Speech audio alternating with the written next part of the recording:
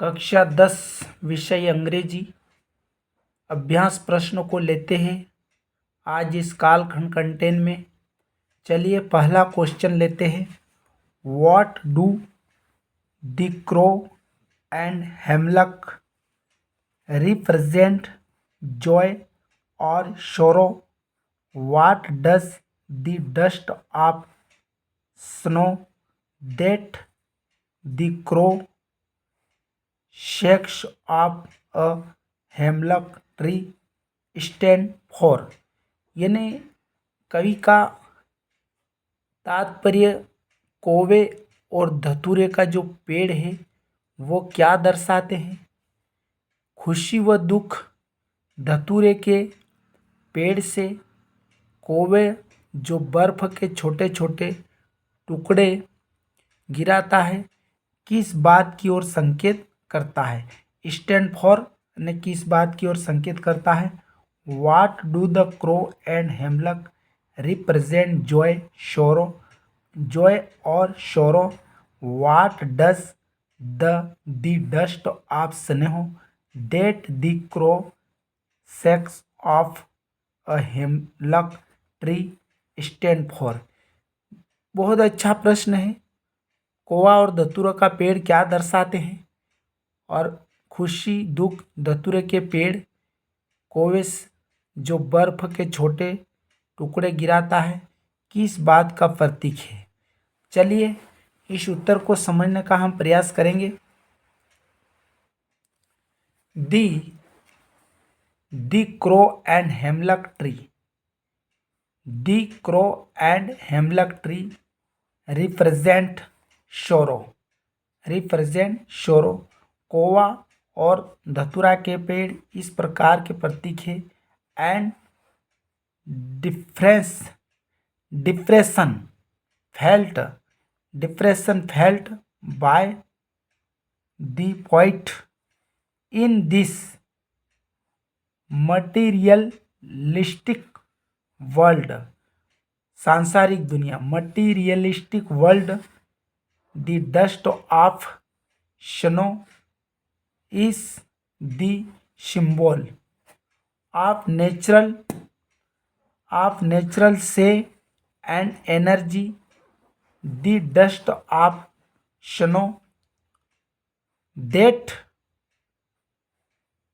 The crow shakes off a hemlock tree means from the sad moment the poet is entering into the time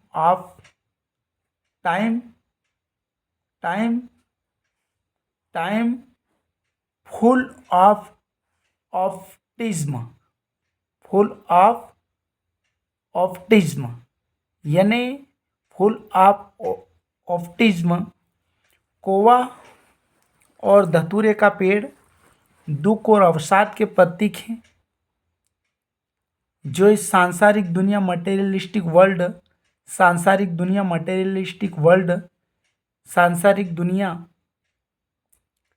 में महसूस कर रहे हैं। बर्फ का धूल जो है वह प्राकृतिक खुशी व स्फूर्ति का प्रतीक हो, simple natural joy and energy है नी। Snow is the symbol of natural joy and energy यानी जो बर्फ के कण हैं वह प्राकृतिक सुख और आनंद के प्रतीक है, जबकि the dust of snow that the crow shakes यानी जो कौवा है कि बारीक बर्फ के गुच्छे धतूरे के पेड़ से हिलाकर गिराते हैं, तो इस बात का प्रतीक है कि प्रकृति के इस छोटे से काम से कवि के जो दुख व अवसाद है वह पेड़ से हिलाकर गिराया गई इस बात का प्रतीक है कि छोटे से काम से कवि बहुत खुश हो गया है नहीं, और उसमें स्फूर्ति भर आती है और सकारात्मक तरीके से सोचने लगता है, कवि सकारात्मक तरीके से सोचने लगता है। बहुत ही शानदार प्रश्न था। अब अपन अगला प्रश्न को लेते हैं।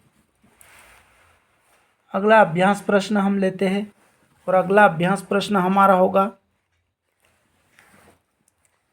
Y does the postmaster send money to Lencho, why does he sign the letter God. जो लेंचो पोस्टमास्टर जो है वो लेंचो को पत्र क्यों लिखता है, क्यों भेजता है, यानी पोस्टमास्टर है वो लेंचो को पैसे क्यों भेजता है और वह खुद ईश्वर लिखकर हस्ताक्षर क्यों कर देता है। यानी why does the postmaster send money, यानी पोस्टमास्टर लेंचो को पैसे क्यों भेजता है। To Lencho, why does he sign the letter God, और वो उसमें ईश्वर लिखकर खुद ही हस्ताक्षर क्यों करता है। ठीक है, answer, the postmaster did not want to shake Lencho faith in God. वह यह नहीं चाहता है कि लेंचो का जो ईश्वर के प्रति विश्वास है वो टूटे। So he sent money the Lencho, और वह लेंचो को पैसे भेजता है। He signed the letter in the name of God, और खुद वह ईश्वर का नाम लिखकर उस पर साइन कर देता है। It was a good deed to convey a message, वह एक उसका अच्छा काम था। That God himself had written the letter, और वह खुद ईश्वर के हस्ताक्षर करके वो खुद ईश्वर का नाम लिख के उसमें हस्ताक्षर कर देता है।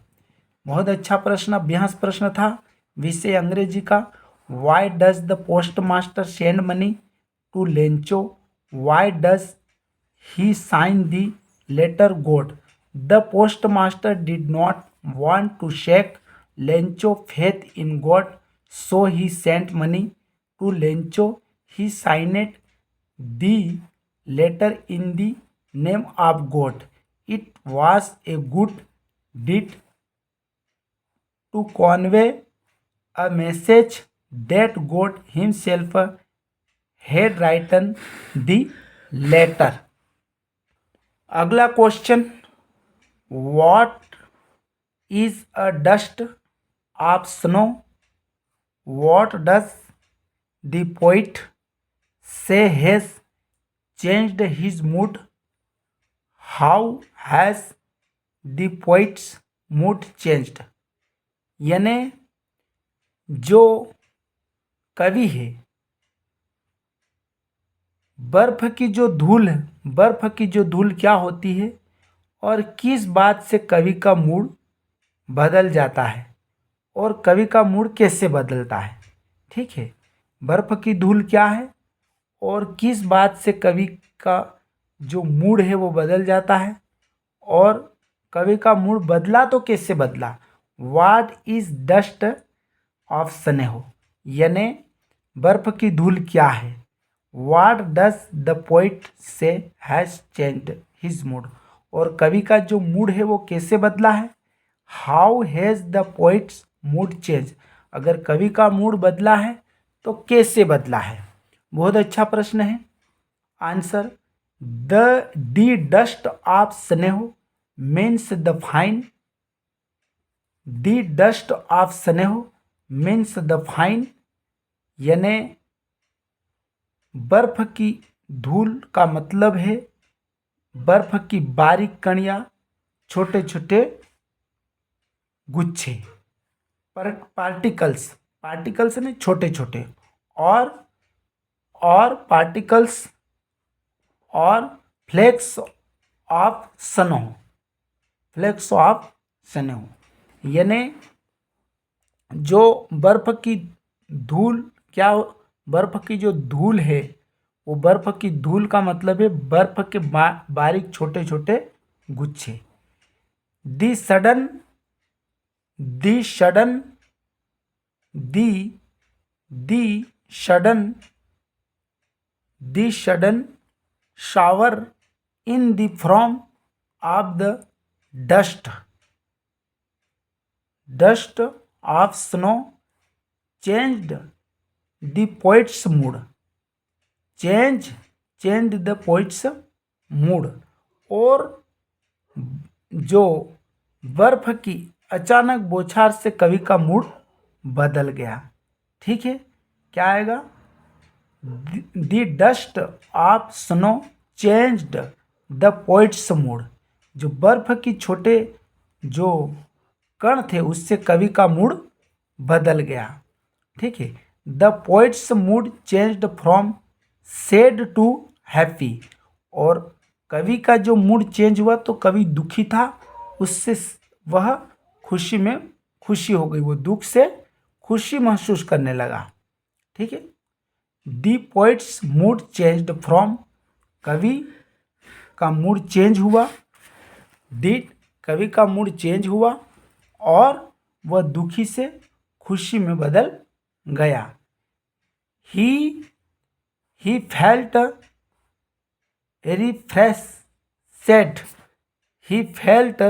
रिफ्रेशेड and wanted to enjoy to rest of the day। ठीक है, he felt refreshed and wanted to enjoy the rest of day। और इस प्रकार कवि जो उदास था और उसमें स्मृति आ गई और वह दिन अच्छी तरह से गुजारना चाहता है कि वो उसका मूड अच्छा हो गया और उसका दिन भी अच्छा हो गया। He felt refreshed and wanted to enjoy the rest of day. बहुत अच्छा प्रश्न था। अब हम अगला प्रश्न का देखते हैं, अगला प्रश्न का अभ्यास हम करते हैं।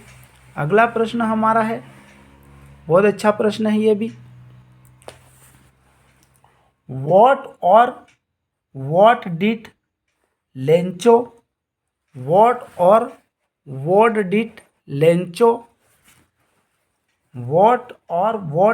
Lencho have faith in? What did he do? ठीक है, बहुत अच्छा प्रश्न है ये भी। यानी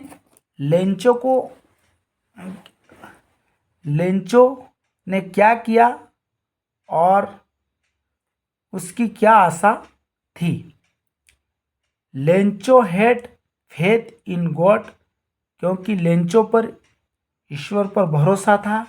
ही decide to write a letter to God asking, और उसने ये निर्णय लिया कि वो ईश्वर को पत्र लिखेगा। He decide to write a letter to God asking for 100 rupees for his 100 pesos for his crops and his family. यानी लेंचो पर ईश्वर पर विश्वास था और उसने ईश्वर को पत्र लिखने का निर्णय लिया और उसने उनसे 100 रुपये मांगे अपनी फसल और अपने परिवार के लिए। ठीक है, बहुत अच्छा प्रश्न। Lencho had faith in God, he decide for to write a letter. लेंचो को ईश्वर पर विश्वास था और उसने निर्णय लिया कि वो भगवान को पत्र लिखेगा और asking for 100 pesos for his crop and his family, और उन्होंने 100 रुपये की मांग की अपने परिवार और फसल के लिए। बहुत अच्छा प्रश्न। अगला प्रश्न लेते हैं हम। अगला प्रश्न भी अच्छा है, देखते हैं। What did Lencho hope for? Lencho को किस बात की आशा थी? What did Lencho hope for? Lencho को किस बात की आशा थी? Lencho hoped for the rain for his crop field. Lencho को अपने खेत में खड़ी फसल के लिए बरसात की आशा थी, है नहीं? बहुत अच्छा प्रश्न। What did Lencho hope for? Lencho hoped for the rain for his crop field. Lencho को अपने खेत में पड़ी फसल के लिए बरसात की आशा थी। अगला प्रश्न लेते हैं हम। What does fire and ice stand for in the poem? What does fire and ice stand for in the poem? कविता में आग और बर्फ किसका प्रतीक है? कविता में आग और बर्फ किसका प्रतीक है? बहुत अच्छा प्रश्न है ये। कविता में आग और बर्फ का मतलब क्या है या यह किसका प्रतीक है? Answer, in the poem fire symbolizes desire and greed while ice symbolizes hatred and indifferences. यानी जो कविता में आग और बर्फ किसका प्रतीक था या इसका मतलब क्या है? तो कविता में अग्नि इच्छाओं का, डिजायर यानी इच्छाओं का प्रतीक है और इच्छाओं का प्रतीक लाल माना गया, जबकि बर्फ को नफरत और उदासीनता का प्रतीक माना गया है। ठीक है। इन the poem fine symbolizes desire and greed while I symbolized hatred and indifference। ठीक है। यानी कविता में जो इच्छाओं और लालच का प्रतीक माना गया है, कविता में अग्नि को इच्छाओं और लालच का प्रतीक माना गया है, जबकि बर्फ को नफरत और उदासीनता का प्रतीक माना गया है। अगला प्रश्न हम लेते हैं, बहुत अच्छा प्रश्न है। What do desire and hate stand for in the poem fire and ice?